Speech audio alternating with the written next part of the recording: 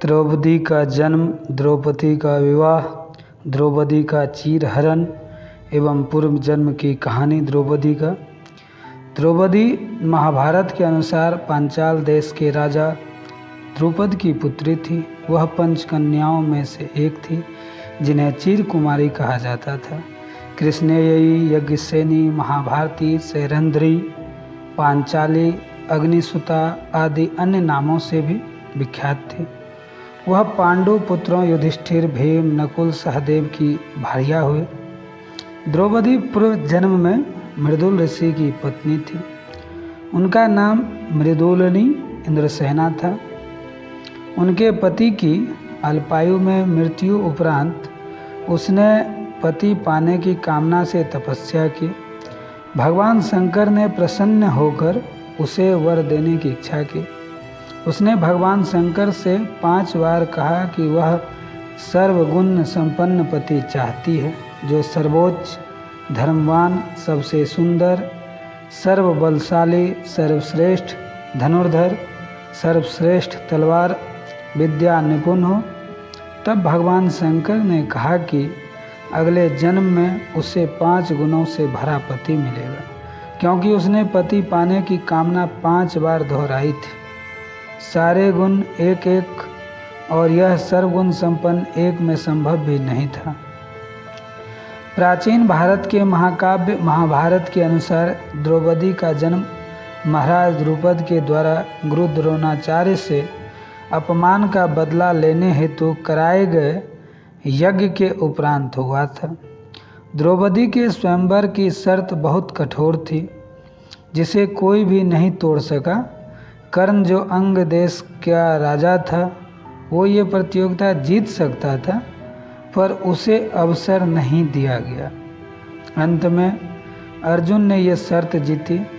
शर्त जीतने के उपरांत कौरवों और उपस्थित राजाओं ने पांडवों को द्रौपदी को ले जाने से रोकना चाहा, जिसका सभी पांडवों ने डट कर सामना किया, जिसके फलस्वरूप वे द्रौपदी को ले जाने में सफल रहे।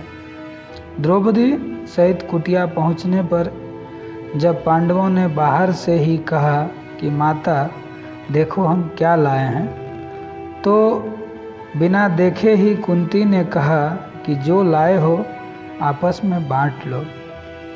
माता की आज्ञा का निरादर नहीं करना चाहते थे, परंतु उन्हें एहसास था कि ऐसा करना ठीक नहीं होगा।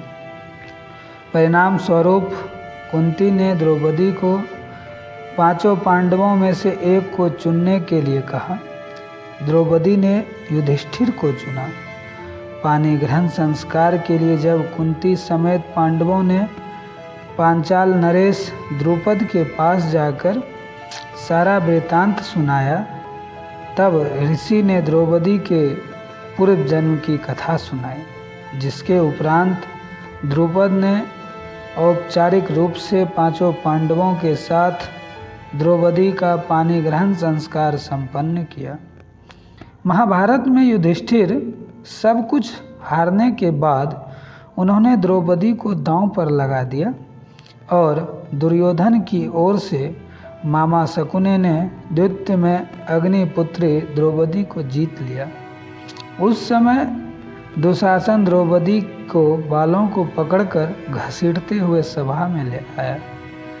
जब वहां द्रौपदी का अपमान हुआ, अंगराज कर्ण ने भी दुर्योधन की मित्रता के अनैतिक प्रभाव में अपमान के शब्द बोले।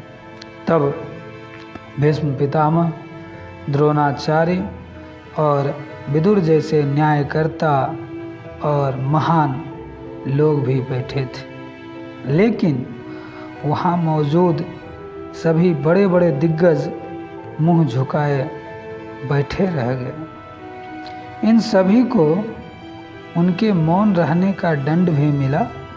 भगवान श्री कृष्ण ने पांचाल नरेश द्रुपद की पुत्री द्रौपदी को प्रश्न के उत्तर में कहा कि तीनों ने दुर्योधन को अन्नदाता समझ लिया था, इसलिए उसे रोकने के लिए पर्याप्त नैतिक धर्मोचित साहस नहीं कर सके।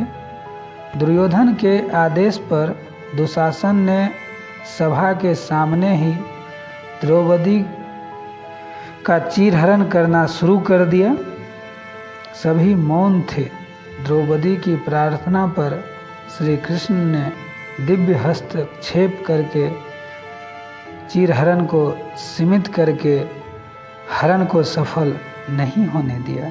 ये जानकारी आपको कैसी लगी? और इसी तरह की जानकारी आप चाहते हैं तो आप चैनल को सब्सक्राइब अवश्य कीजिए, बिल्कुल निःशुल्क है। आपका बहुत बहुत आभार।